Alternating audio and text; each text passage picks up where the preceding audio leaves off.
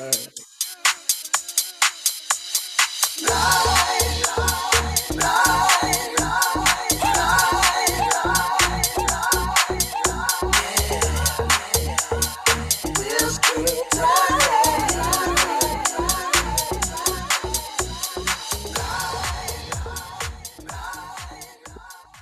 Welcome back to the second hour of LoveBabz, LoveTalk on Babz Rawls-Ivy. And welcome back, Sylvester, Salcedo. It's Good Filipino. morning, Babz, and to all the fans over at Babz Love and Love Talk. So, thank you very much again for inviting us back on this wonderful month of Filipino American History Month. Happy Filipino Heritage Month. Thank So you very how are much. you? I haven't seen you I'm in a while since I I'm saw great. you. Thank you. And I was just thinking as I was trying to fix everything up over here, I said to myself, every time I run into Babz, it's either at a Arts International Ideas and Wonderful Happenings event, or at an art gallery, the way we met over the weekend at the Next Haven studios and gallery. And there was a wonderful program put on by some wonderful artists in I guess New Haven, but greater New Haven and the world, really, because from what I understand, many of the, I guess, resident artists come from all over the world, from here in New Haven to, I think, Ohio, California, South Africa, Nigeria. So it was a very exciting evening to see you. But anyway, before we start, Babz, today, as we said to our listeners, and thank you very much for having me back. It is the month of October, which is Filipino American Month, but it is also to our Italian American friends. October is also Italian American Heritage Month, which seems a really appropriate mix, right? I mean, that's what we all want to be able to. In fact, that's what I want to talk about today, which is, I don't know, the sign doesn't really look great here, but it says, how do you say DEI in Italian? And of course, I'm using a wonderful model here to be able to bring that idea to you. And the answer in Italian is right here. Okay. Consapevolezza. Consapevolezza. It rhymes that's with right. You like Italy. Like you go to Italy and spend time. I went 2 years ago. Well, I mean, over the years, over a lifetime, I've been going back. The first time was with my aunt when I was about 15. She brought me on a trip to, the usual Italian trip: Rome, Florence, Venice, and then you go home after you see all the great sites of history and architecture and art in Italy, may it be ancient Rome or the Renaissance and so on. But and of course, the Navy also brought me back to Italy from time to time. But recently, just two years ago, I did go back specifically to go to Palermo, which is in the island of Sicily, where many of our fellow Americans of Italian heritage actually come from. They come from mostly southern Italy, right? Because historically, that has been the most impoverished area of modern Sicily. In other words, people think Italy has been around for thousands of years, but that's not true. In actuality, Italy as a country, the modern Italy, is only became reunited in 1861. So kind of the first year of our Civil War. That was the unification, what they call Risorgimento in Italy. But I wanted to tie in both our sort of shared love for the arts, our Italian American fellow compadres here, as you mentioned, but also because one of the things I wanted to do with DEI, that's sort of been my theme in the last year and a half or so, because DEI has been a very controversial issue here in our state, across the nation. It's sort of a very divisive. I mean, to not mince words at all, it's been a very divisive issue, and I think mostly because of a lack of thoroughness in explaining exactly what DEI is. And I know there are a lot of forces that try to compound DEI, which is diversity, equity, and inclusion, with CRT. And CRT, which is, of course, the critical race theory, it actually is, again, from my understanding, and I feel like one of those pundits on cable TV. You know, I'm not a lawyer in this case. I'll have to say I'm not a professor. I'm not a historian, but just as an everyday citizen, you know, the explanation I've gathered from my reading is that CRT, critical race theory, is just a university theory. It's just that it's an academic theory that just says academics are trying to explain why we as a country are at this juncture in history, right? That what they're saying is what's happened in our histories, you have to look at it from the point of view of looking at race in a critical manner. In other words, a good example of this, a very simple way to look at this is you read in the paper a story about a young African-American mother, let's say, who takes her child out of her school district and places her child in that school district, which by law she's not allowed to do. So she's discovered, and then she's taken through the criminal justice system, and she's arrested and sent to jail, say, for 5 years or 10 years, which is obviously ridiculous. Yet, comparatively, the same justice system that we have will get let's say, a similar profile, a young white mother who will do something equally egregious, right? Like take her daughter, who, let's say, here in our area is from, say, Woodbridge or my hometown of Orange, but send her child to the New Haven public schools because New Haven has this wonderful magnet, let's say, I'm trying to think of the school that has the arts and theater, right? Which maybe the suburban schools don't quite have because of the concentration of the instructors at this particular magnet school in New Haven. So if that white mother is caught and taken through the same justice system, her punishment is a lot lighter, let's say. You know, both mothers are equally guilty of the same illegal act, but the way that justice is meted out is not even. So that's what my understanding of critical race theory is as a way of looking at our history. And then, of course, it gets compounded because now you have a lot of, whether they're local community activists or they are a national,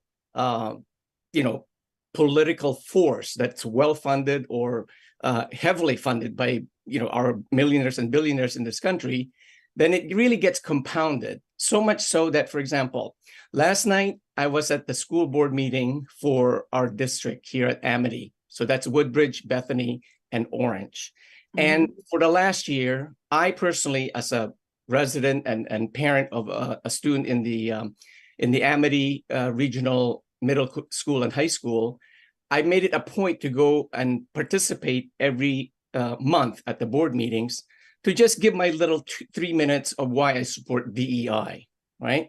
And one thing I've noticed is the opposition, they always have a group of parents or former parents, community members who will always get up there and say why DEI is wrong. It's actually, sort of the opposite of what it means to be, that DEI is actually racist towards the majority population or the white population, which again, really, I don't think it's true.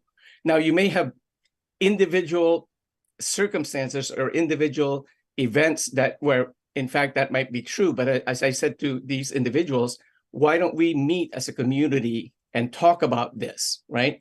But it never really happened. They've never really accepted my invitation to have a sit down, like a one-on-one, the way we're supposed to be. In fact, last night, one of the speakers who really caught my attention is, and he's a fellow resident here in Orange. He said that he ran into a Russian visitor sometime in the last month or so. And this Russian person told him that what he admires about the United States most from the Russian perspective is our ability and our sort of openness to have a public discourse about anything and everything, whether it's who has the best pizza, or where's the best, where the best behaved bears living, or whatever it is. He said they don't necessarily have that in Russia, but here we have that, except when it comes to something today like DEI. And so, for example, that's why I put these pieces of art to share today in particular, because this guy, of course, is Michelangelo's David statue, right? It's been around. I think Michelangelo chiseled it, sculpted it 500 years ago, 1521 to 1524, something like that. So it's 500 years old. Now, this sample here was just painted this year, 2023, by an African-American painter out of Bridgeport by the name of Will Corprew, Corprew. And Will is, again, a multi-talented young African-American artist out of Bridgeport. He usually does gigantic murals. If you drive around Bridgeport, you might see some of the examples of his work. And actually, over the summer, he got I think a grant to do a huge mural down south in one of the Carolinas, I believe. So here, what Will did is he basically took, instead of again, Caucasian, Greek, Italian, Irish, British, anything, American, he used an Asian model, right? And in Asian art, I mean, I just went to the Yale Art Gallery last week, and I looked around to see where can I find a piece of art, a painting, a sculpture that projects the physical attributes of an Asian man. Now, Asian women, for example, like in the Philippines, we have tons of Filipino master painters who do female nude sculptures and paintings and so on, but they never do male. Now, why that is, I don't know. I'm still doing ongoing research and trying to dig up what is the sort of mental thinking about why it is. I mean, is it the Catholic Church? Is it some sort of they're just generally shy? I don't know. But to me, the point is, again, how do you say DEI in Italian? And the word is consapevolezza. And simply consapevolezza means awareness.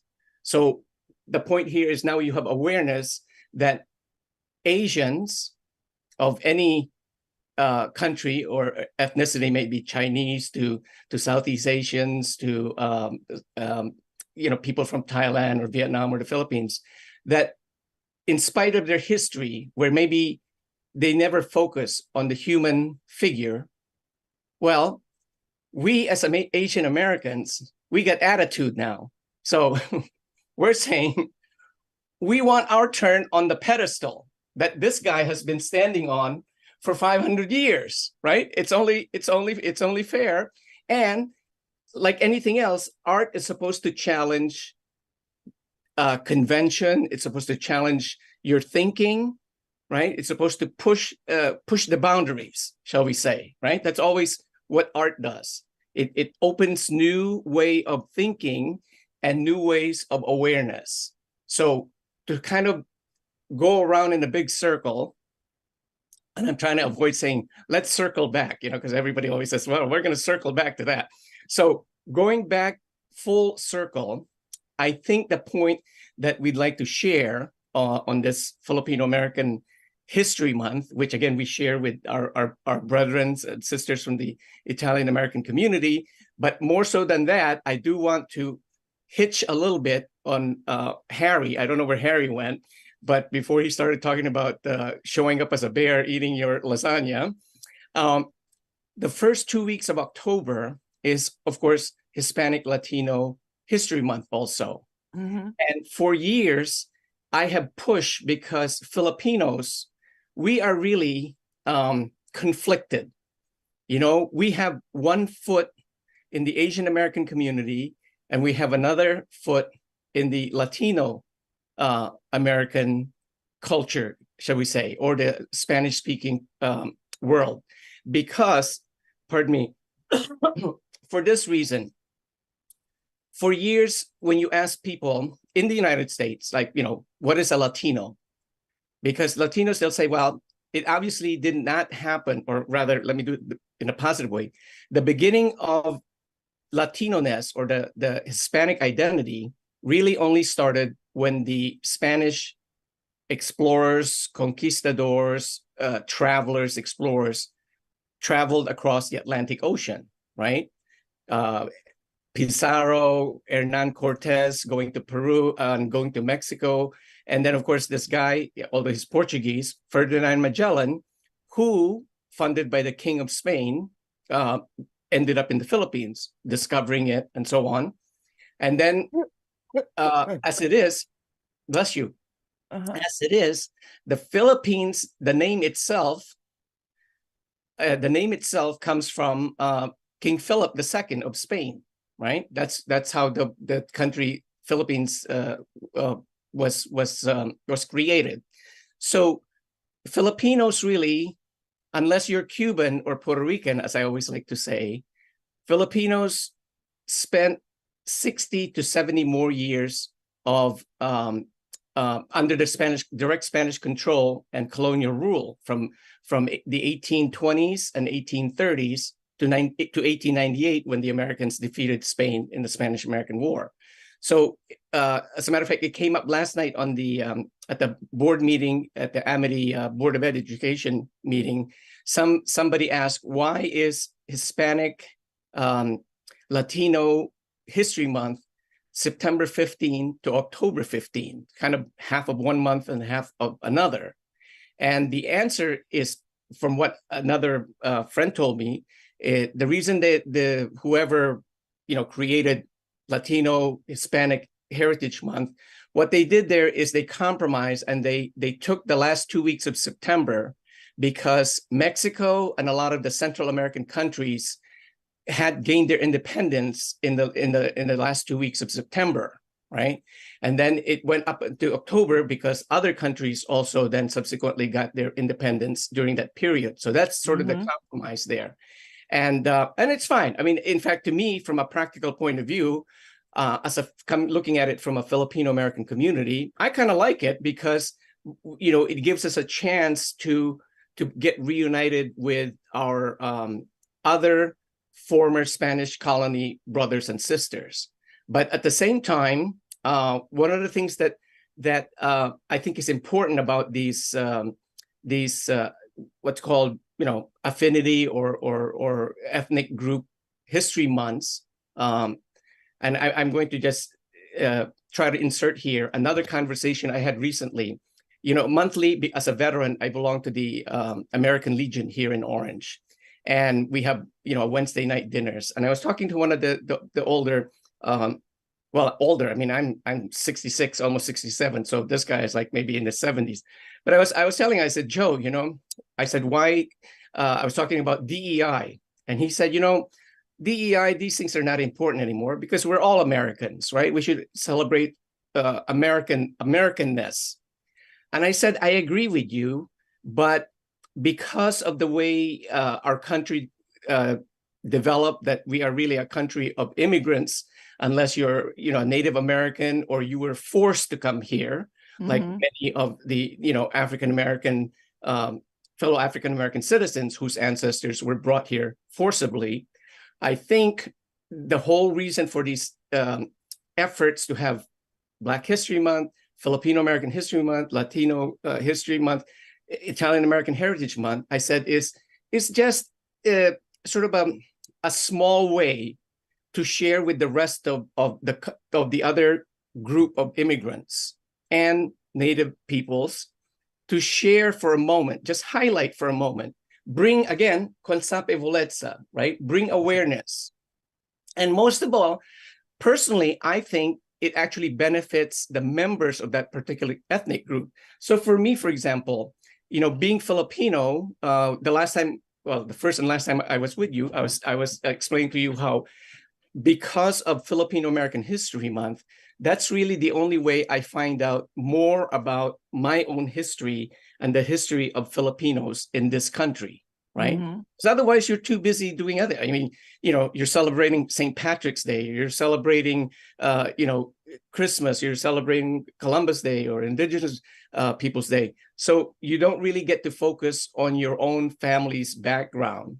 And so I said to him, I think it's just a good way to have a pause in your year-long experience, right? Because everybody always, at Christmas, everybody always has a New Year's resolution. I'm going to do this. I'm going to lose weight. I'm going to start this program. But yet nobody ever sits down and says, well, I'm going to read 5 books about the Philippines this year. So this is one quick way for me to kind of invite you, Babz, and bring you in, because as my community service this past 2 weeks, I drove around area libraries, the universities. So I started with Fairfield U in Fairfield, Sacred Heart University next door. I went to here, Southern, and I went to Albertus Magnus. I ran out of time because I have to pick up the kids from school. So I didn't go to Yale, but I'm kind of just making a big assumption. Yale is Yale, and Yale has every book in the world, right? But yesterday, I had a chance to drive up to Yukon in Stores because I went to meet with a professor by the name of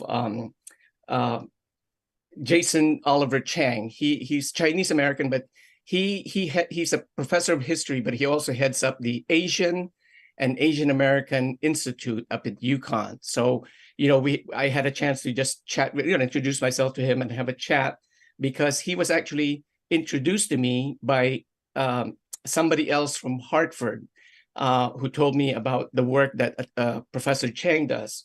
So while I was at Yukon, I did the same thing I did at these other colleges, is I went directly to the library. And if you know the Dewey system, that's the way librarians stack their books, right? The Dewey Decimal System. Right, exactly. So if you look under DS anything, that is the section that are books about, the Southeast Asian countries. So, Thailand, Burma, Vietnam, the Philippines, and so on.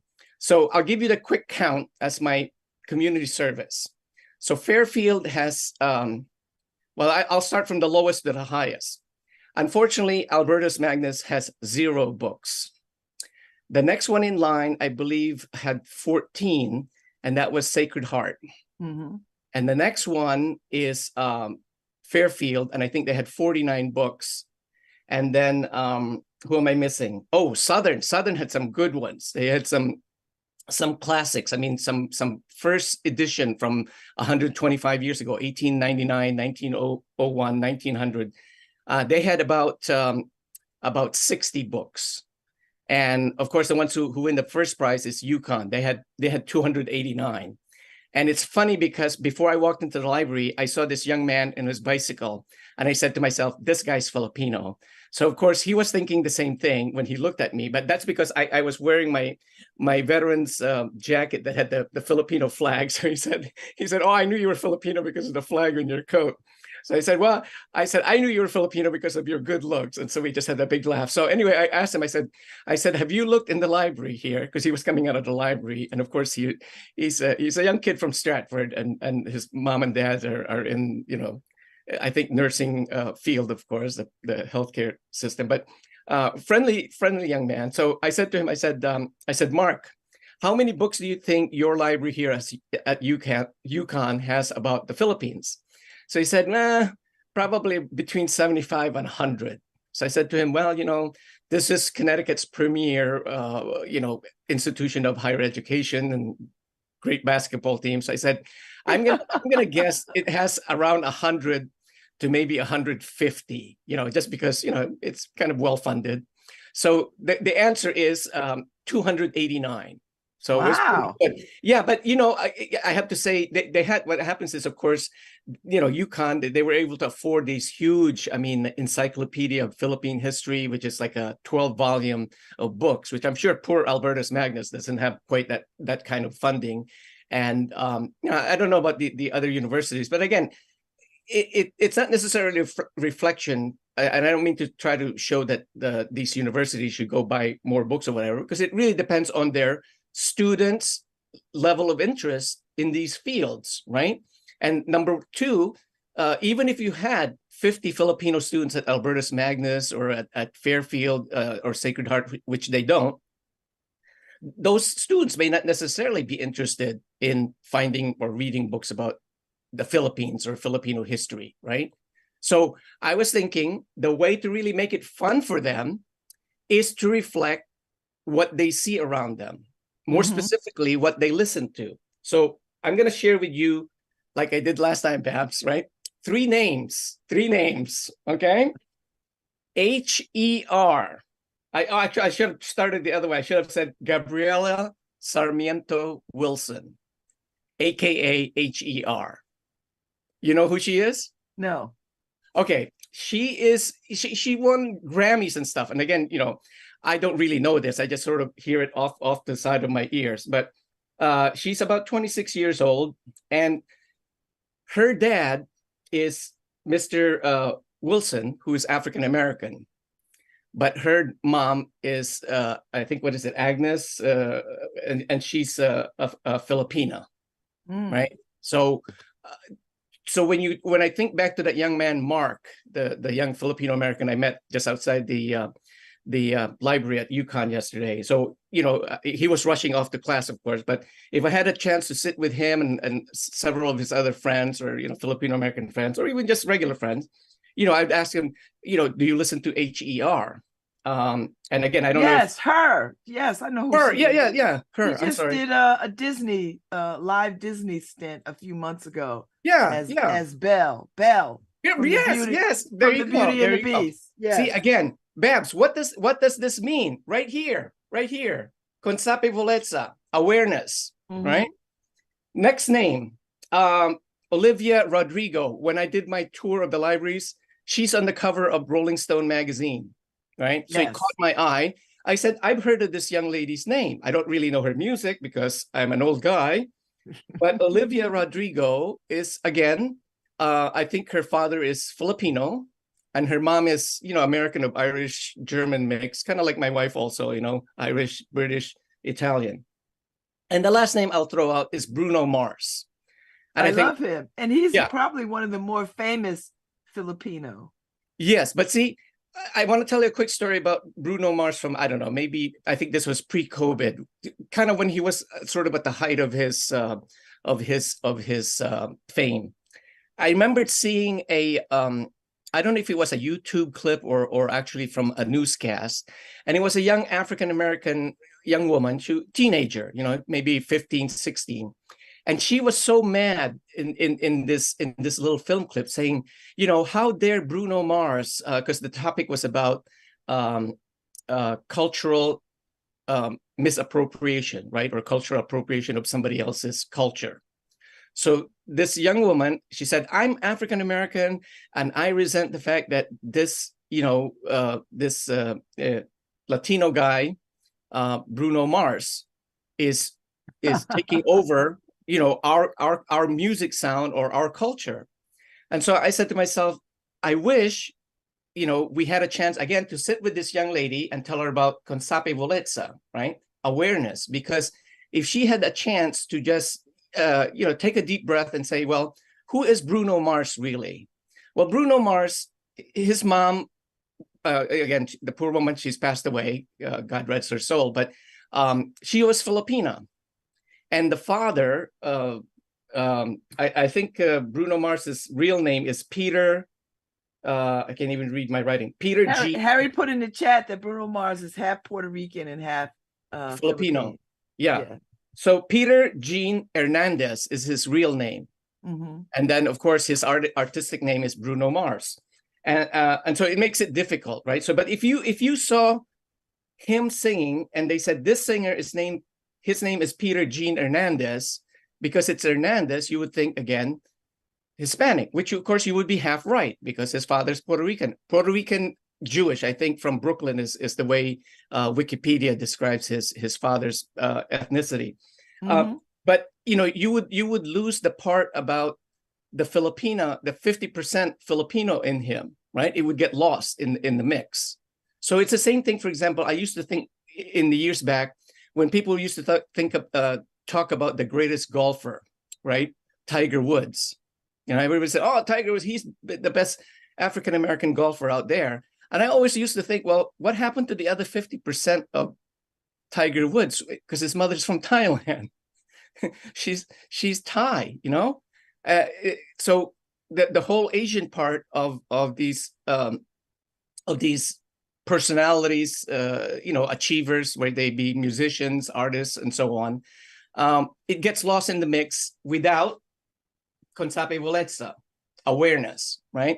So that's why I think, and I'm glad really, that we in this country, going back to that poor Russian guy, you know, my fellow Orange resident ran into, where he's saying that, you know, in Russia, you know, we look to the US and we really admire this quality about Americans in our ability to be able to really talk and discuss and debate anything and everything, which he says, I don't mean to say that he said this because Russia is so, you know, oppressive from the government, but it's just kind of their culture, right? They just don't talk that way.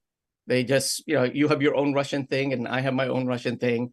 I believe that that's the sense he was trying to communicate. So anyway, again, I want to be able to get out of the way here and show our DEI in Italian. This is the word of the day for Harry. You should write this down. It rhymes with pizza. Consapevolezza.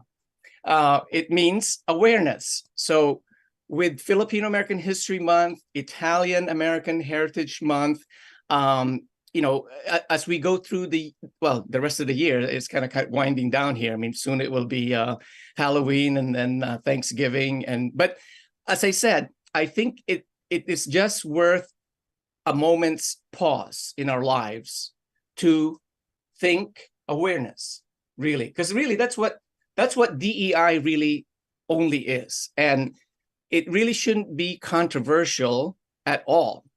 And I'm looking at how much time we have, but if we have 5 minutes, we have like 2 minutes. Oh, 2 minutes. Okay, well, I'll close with this because next month is going to be Veterans Day month, right? November 11th hour. And you're a veteran. I am a veteran. Yes. 20 years in the Navy. 20 years in the Navy. So then you have to come back on during that month and talk about that experience. Okay, I'd love to, of course. For you, Babz, we will bring back awareness of military service, and you know, and a salute to all our fellow veterans who you know, obviously serve, especially now. You know, I think we've gone through generations where our military force is really all voluntary. Years ago, it was only the Marines that you had. Only the Marines had all volunteers, right? Everybody else, Navy, Army, Air Force, sometimes you got drafted, like during, well, we haven't really had a draft since the end of the Vietnam War. But anyway, with that thought, again, how do you say DEI in Italian? Consapevolezza. Thank you to Will Corporal, who had painted this beautiful Filipino model of ours here. By the way, his name is Kidlat Damang, means lightning spider. Oh. So there you go. It was a pleasure having you on. I feel like I got a master class in history and culture of thank you, Babz. Latino heritage, Filipino month. So well, I mean, again, we want to make it fun. Yeah, we want to make it so that we make it fun, especially for the younger generation, right? The ones who are listening to her, HER. Or Olivia or Bruno Mars, you know, just for them as they enjoy the music, and just sort of, as I said, take that pause, take that deep breath and say, hey, what else is it about them that you can appreciate the diversity of their families and their roots, and, you know, how they contribute to the whole of America, or United States of America, rather. Thank you so much. Thank you, Babz. And Harry, I have to talk to you soon. No bears in orange. No bears in orange. Okay. So Sylvester will definitely come back for Veterans Day. And I'd love to. We'll have a good conversation. And so y'all be safe out here. Enjoy this day. And I'll be back tomorrow. Thank you, Sylvester. It's good seeing you. Bye. Thank you, Harry.